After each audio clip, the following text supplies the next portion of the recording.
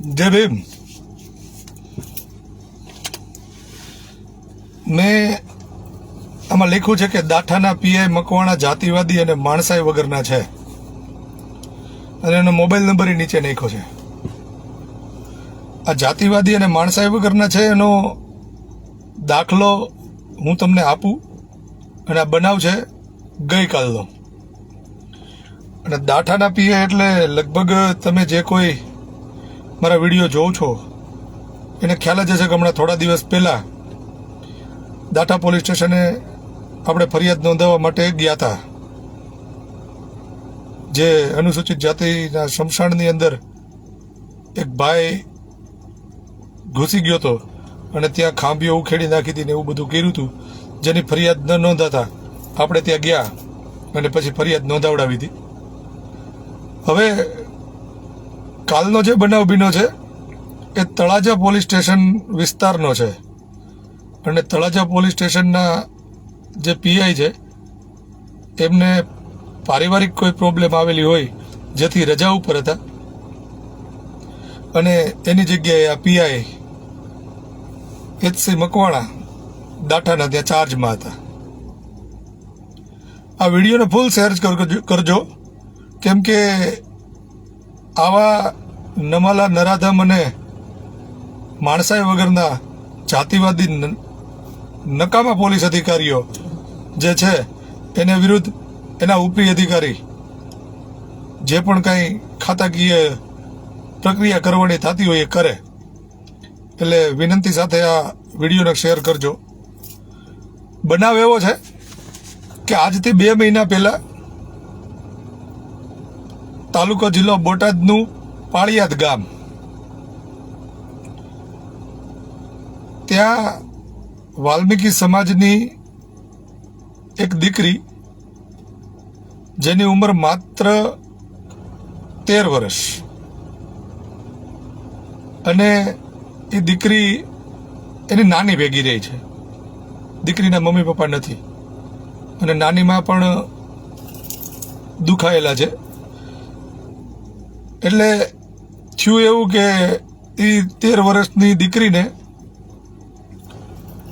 તળાજાના સરતાનપર ગામનો એક નાલાયક ફોસલાવી અને બસમાં બેહાડી અને લઈ ગયો।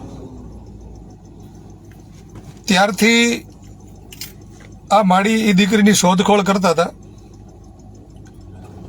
અને બીજું એ કહેવાનું કે આ 13 વર્ષની દીકરી 2 મહિના પહેલા એક ગામમાંથી પાળિયાદમાંથી ગુમ થઈ ત્યારના એ માળી એને શોધી રહ્યા છે અને પોલીસના પેટનું પાણી હલતું નથી। બોટાદ પોલીસ સ્ટેશનમાં પણ આની કોઈ ફરિયાદ દાખલ નથી થઈ। ફરિયાદ ન દાખલ થવાનું કારણ માત્ર એટલું હતું કે આ માળી પાસે દીકરીનું આધાર કાર્ડ કે જન્મ તારીખનો દાખલો કે એવું કંઈ નહોતું। હવે પહેલાં હું તમને એક વિડીયો બતાવું છું, એ જોઈ લ્યો પછી આપણે આગળ વાત કરીએ। દીકરીની દીકરી છે બીજુબેન શંકરભાઈ પરમાર બોલું છું। જાતે કેવા? વાલ્મીકી સરી અને દીકરીની દીકરી છે। આજે 1.5 મહિનો થઈ ગયો। 1.5 મહિનાથી હું ગોતું છું તો ક્યાંય વાવડ કોઈ દે મને આવતા નથી। ગોતી થાકી પણ મારી દીકરી ક્યાંય જતી નથી। એટલી તમે ગોતી જો, મહેરબાની તમારી, મારા પ્રતાપ તમારા। હું નાની બાઈ છું, અહીંયા કોઈ સૌ નહીં। ડોસીની છે અને એમના બોટાદ તાલુકાના છે અને એની છોકરી ભગાડી ગયા છે કોઈ, અને કોણ ભગાડી ગયું છે એ પણ ખબર નથી પડતી। અને 13 વર્ષની છોકરી છે એટલે 13 વર્ષની છોકરીમાં પોલીસ સ્ટેશનમાં ગુનો નોંધવા માટે જન્મ તારીખ દાખલો આધાર કાર્ડ કોઈ છે નહીં। એટલે ડોસીમાં થાકી ગયા છે ગોતી અને પોલીસ સ્ટેશનમાં નોંધ નથી થતી। તો એના સમાજને ખાસ કરીને જણાવવાનું આવે કે એના સમાજના ડોસીમાં નોંધ લો અને ડોસીમાં જે ગુનો છે એને જરાક સપોર્ટ કરો અને ડોસીમાને ગોતી આવે અને ગુનો નોંધાય એવી કંઈક પ્રોસેસ કરાવો એવી વિનંતી અમારી। 13 વર્ષની છોકરી। હવે પહેલાં તો બોટાદ પોલીસે જે આ ગુનો નથી નોંધ્યો તો ત્યાંના જે પોલીસ અધિકારી છે અને ત્યાંનો જે સ્ટાફ છે કે જેને આ પાળિયાદ બીટમાં આવતું હોય એની ઉપર ખાતાકીય કાર્યવાહી કરવામાં આવે. બીજું કે 2 મહિના પછી આ દીકરીએ એના નાની માને ફોન કર્યો અને એણે કીધું કે હું આ સરતાન પર ગામમાં છું ને મને અહીંયા ગોંધી રાખી છે, મને પૂરી રાખી છે. એટલે હમણાં તમે જે વિડીયો જોઈ ને, વિડીયોની અંદર સુરેશભાઈ છે. સુરેશભાઈ પોતે દેવી પૂજક સમાજના છે, પણ એમણે જ મને ફોન કર્યો. એટલે જ્યારે એની નાનીને એ દીકરીએ ફોન કર્યો એટલે એ દાદીમાએ આ સુરેશભાઈને ફોન કર્યો કે ભાઈ મારી છોકરીનો આવી રીતે ફોન આવ્યો હતો અને એ આ જગ્યાએ છે. તો આ સુરેશભાઈએ તળાજા પોલીસ સ્ટેશનની અંદર ફોન કરીને એને જણાવ્યું કે આવી રીતે બનાવ છે અને દીકરી 13 વર્ષની છે અને સતાનપર ગામની અંદર છે. પોલીસ ત્યાં જાય છે, ત્યાંથી એ ઘરની અંદર ત્યાં દીકરીનો કબજો મેળવે છે અને એને તળાજા પોલીસ સ્ટેશન લઈ આવે છે. વળી પાછો સુરેશભાઈ જ્યારે મને ફોન કર્યો ત્યારે મને એવું કીધું કે ભાઈ એ લોકો દીકરીને તો લઈ આવ્યા છે, પણ એનું કહેવાનું એમ થાય છે કે તમારે આ બનાવ બોટાદ પોલીસ સ્ટેશન વિસ્તારનો હોય એટલે એની ફરિયાદ ત્યાં નોંધાય, અહીંયા ન નોંધાય. એટલે પહેલાં તો હું એ કહેવા માંગીશ કે હરેક જગ્યાએ જ્યારે પોલીસ આવી વાતો કરે કે ભાઈ જ્યાં બનાવ બન્યો હોય ત્યાં ફરિયાદ થાય, આ પોલીસ સ્ટેશનમાં ન થાય, તો તમારી પાસે એવો કોઈ સરકારી પરિપત્ર ઠરાવ હોય તો જરાક જાહેર કરો જેથી પબ્લિકને ખબર પડે. હમણાં જ મારી સાથે થોડાક સમય પહેલાં એક વાત આવો જ પોક્સોનો બનાવ હતો અને ફોન આવ્યો હતો. એ દીકરીની હારે બનાવ બન્યો તો સુરત કામરેજ વિસ્તારમાં અને એણે જઈને છેક એમપીમાં ફરિયાદ નોંધાવી હતી અને ફરિયાદ એમપીમાંથી નોંધાઈ અને સુરત કામરેજ પોલીસ સ્ટેશનમાં ટ્રાન્સફર થઈ અને ત્યાર પછી અહીં આરોપીઓને પકડવામાં આવ્યા. તો તમને એના કાંટા વાગે છે ફરિયાદ દાખલ કરવામાં, એ નથી સમજાતું. હવે કહેવાનું એ છે કે જ્યારે આ સુરેશભાઈએ મને ફોન કરીને એવું કીધું કે આ દીકરીની ફરિયાદ ત્યાં લેતા નથી અને એમના વાલીને એ લોકોએ બોલાવ્યા છે અને રસ્તામાં જ નીકળી ગયા છે, અને હું તમને પોલીસ સ્ટેશનના પીઆઈનો નંબર નાખું છું, તમે જરાક એની યાર વાત કરો. એટલે એમણે મને નંબર નાખ્યો જો કે હું આવા નંબર કાંઈ સેવ રાખું ને, એટલે મને જ ખબર નહોતી કે અમારે આ સાહેબ હશે. એટલે મેં ફોન કર્યો તો સીધો જ બિઝી. થોડીક વાર પછી પાછો ફોન કર્યો તો કવરેજ બારે. વળી પાછો ફોન કર્યો, બિઝી બિઝી બિઝી બિઝી. મેં મારા બીજા નંબર ઉપરથી ફોન કર્યો તોય બિઝી. એટલે મેં પાછો સુરેશભાઈને ફોન કરીને કીધું કે ભાઈ એનો ફોન સતત બિઝી આવે છે.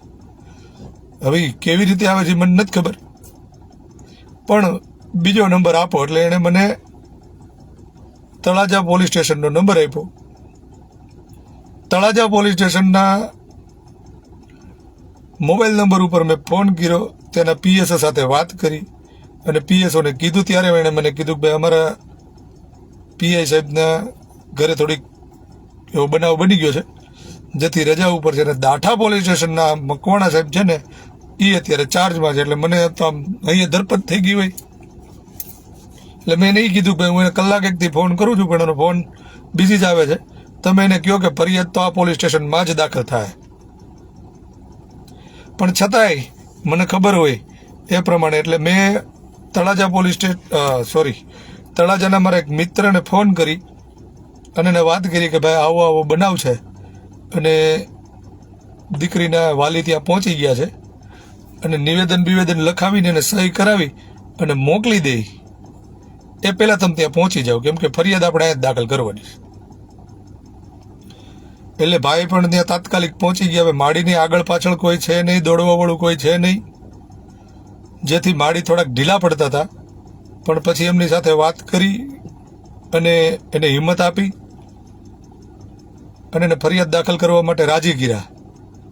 પણ વળી જે બોટાદ પોલીસ સ્ટેશનની અંદર વાત થઈ હતી એ જ વાત અહીં આવીને ઊભી રહી કે દીકરીનું આધાર કાર્ડ નથી, જન્મ તારીખનો દાખલો નથી, તો અમે પોક્સો દાખલ કરીએ કેવી રીતે?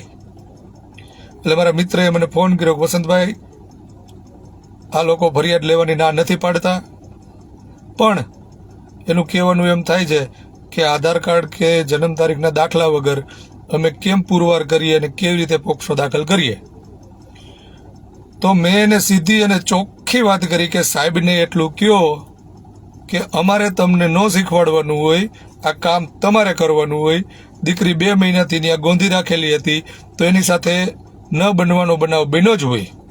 તમે એને મેડિકલ ટેસ્ટ માટે લઈ જાઓ અને ત્યાં ડૉક્ટર તમને જે દાખલો લખશે એમાં લખી દે દીકરીની ઉંમર કે આ 12 થી 15 વર્ષની વચ્ચેની દીકરી છે અને એ દાખલો માન્ય રહી. પણ છતાંય અમારે આ મહાન પીઆઈ શ્રી CH મકવાણા એ એવું ન કર્યું અને એને ખબર હતી કે અત્યારે હવે ફરિયાદ દાખલ કરવી જ પડશે, કેમ કે દાઠામાં એણે જોયું હતું. પછી મેં એવું જ કીધું હતું કે ભાઈ ન કરે તો મને કહેજો તો હું તળા જ આવું છું. એટલે પછી એમણે અપહરણની ફરિયાદ દાખલ કરી BNS કલમ 137(2) અને 87 મુજબ. તો હું તમને આ BNSની કલમ 87 શું છે ને એ જરાક કહું. એટલે હું આમાં આ બધું એટલા માટે મૂકવું પડે છે કે કાલે અવારે આવડા આપણી માથે આક્ષેપો કરે છે.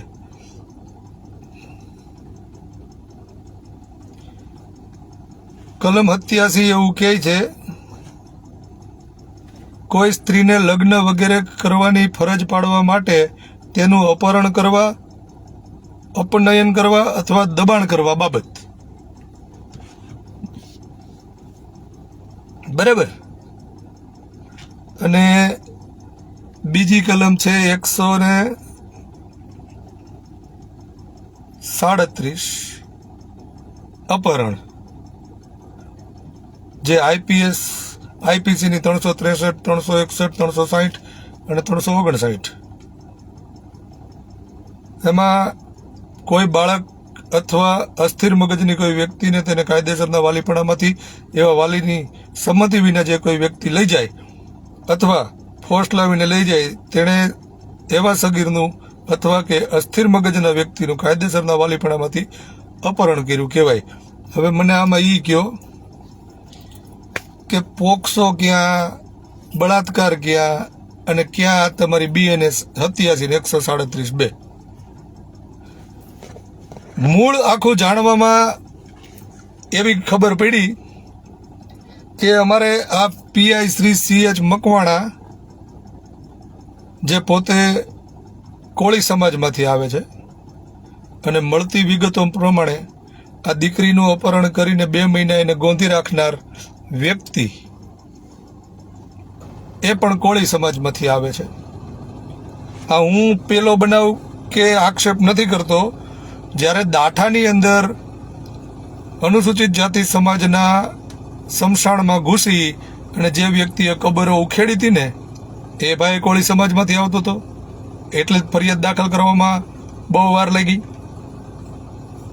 અને આમાં એવું જ છે. તો પોલીસ દીકરીને ન લઈ ગઈ હોસ્પિટલે ચેકઅપ માટે, ન એનો કોઈ એવો ઉંમરનો પુરાવા માટેનો ડૉક્ટરનો દાખલો કઢાવ્યો, ન એણે પોક્સો દાખલ કરી. એનો મતલબ એવો થાય છે કે આ મકવાણા સાહેબ પોતાની સત્તાનો ખોટો ઉપયોગ કરી અને આરોપીને બચાવી રહ્યા છે. મળતા સમાચાર પ્રમાણે સાહેબ પેલા કંઈક આર્મીમાં હતા. તો આર્મી જાતિવાદ શીખવાડતી નથી, એમ પોલીસે જાતિવાદ નથી શીખવાડતી. તો તકલીફ ક્યાં છે? અને સાહેબનો રૂવાબ તો એવો છે કે જાણે પોતે 3 જિલ્લાના વડા IG બનીને બેઠા હોય. એટલે હવે આની અંદર આ વિડીયોને શેર કરીને બને એટલા તમારા ત્યાંના ભાવનગરના SP સાહેબને પહોંચાડજો. બરાબર, આજુબાજુના બીજા પોલીસ સ્ટેશનોને પહોંચાડજો અને આ ભાઈ સુધી પહોંચાડી જ દેજો. આપણને કંઈ ફેર પડતો નથી નહીં, કેમ કે જેવું છે એવું કીધું છે. અને જેટલા પણ લોકો સાથે આ બનાવને લઈ અને એના ફોન આવ્યા, મેં ફોન કર્યા, મેં વાત કરી, મેં માડીને ફરિયાદ દાખલ કરવા માટે મનાવ્યા. એ બધાના રેકોર્ડિંગ મારી પાસે છે. હું રેકોર્ડિંગ સાથે પુરાવા સાથે મૂકી દઈશ, મને કોઈ ફેર પડતો નથી. પણ કહેવાનું એ થાય છે કે જ્યારે તમે ખાખી પહેરી અને બેઠા હો, અરે હું તો કહું નો ખાખી પહેરી હોય તો કાંઈ નહીં, અમે અહીંયા છેક બેઠા છીએ તળાજાથી 100 કિલોમીટર દૂર, અને આ એક સુરેશભાઈએ મને ફોન કરી અને આ દીકરી વિશે વાત કરી કે 13 વર્ષની દીકરી છે ને આવો બનાવ બન્યો છે. તમે નહીં માનો સાહેબ, આ ફરિયાદ દાખલ થઈને રાત્રે લગભગ 10:30 11 વાગે મિત્રએ મને ફોન કરીને કીધું કે ભાઈ તમારામાં એફઆઈઆરની નકલ નાખી છે અને ફરિયાદ દાખલ થઈ ગઈ છે. ત્યાં સુધી તો ઠીક છે, પણ એ ફરિયાદ દાખલ થઈને એ ફરિયાદ મને આપી, મેં વાંચી, અને ત્યારથી માંડીને રાતના 3 વાગ્યા સુધી હું નથી હોતો. કેમ કે મારા મગજમાં એક જ ધૂન હતી કે આટલી એવી નાની દીકરી કે જેને રમવાના બાળપણના દિવસો છે, એની સાથે આવું કૃત્ય થયું હોય, 2 મહિના માટે એને ગોંધીને રાખવામાં આવ્યું હોય ને આટલી બધી પરિસ્થિતિ એની ત્યાં બગડી હોય, તો જો આપણે એક સામાન્ય માણસ તરીકે આપણું કાળજું કંપી ઉઠતું હોય અને એમ થઈ જતું એક સાલો હાથમાં આવે એટલે એને પાડી જ દેવો છે, તો આ ભણી ગણી અને 3 સ્ટાર ખંભે લઈને જો ત્યાં પોલીસ સ્ટેશને બેઠા હોય તો એને જરાય માણસાઈ નહીં હોય કે હું માણસાઈની ખાતર મારાથી મારા પાવરમાં જે આવે છે એ કરી અને આ નાલાયકના પેટના ને બને એટલો એ જેલની અંદર રહે એટલું હું કરી દઉં. પણ નહીં, કેમ કે મારી જાતિનો છે. અમુક જાતિના લોકો એવું કહે છે ને કે નીચ હોય ને તોય પૂજનીય છે, એમ આણે એવું કર્યું કે નીચ છે તોય મારો છે, હું એને હાંસવી, અને હું તો મારા નીચ ના હોય તો એમ કહી દઉં છું કે તું નીચ જ છો. તો કહેવાનું એ થાય છે કે ટૂંક સમયમાં આ પીઆઈ શ્રી એચ.સી. મકવાણાની વિરુદ્ધ ખાતાકીય કાર્યવાહી ન થાય અને એનો જો કોઈ નિવાડો નહીં આવે તો સમાજ માટે તો લડીએ છે, સમાજને ન્યાય દેવડાવવા માટે લડીએ છે, પણ હવે આ સાહેબને ઘરે બેહાડવા માટે લડવા નીકળવું પડશે. હજી એકવાર કહું છું કે આ વિડીયોને ખાસ શેર કરજો અને ઉચ્ચ અધિકારીઓ સુધી પહોંચાડજો. બસ આટલું કરજો. મારા માટે ન કરો તો કાંઈ નહીં, પણ એક એ દીકરી માટે કરજો કે જેણે છેલ્લા 2 મહિનાથી આ બધું સહન કર્યું છે. જય ભીમ.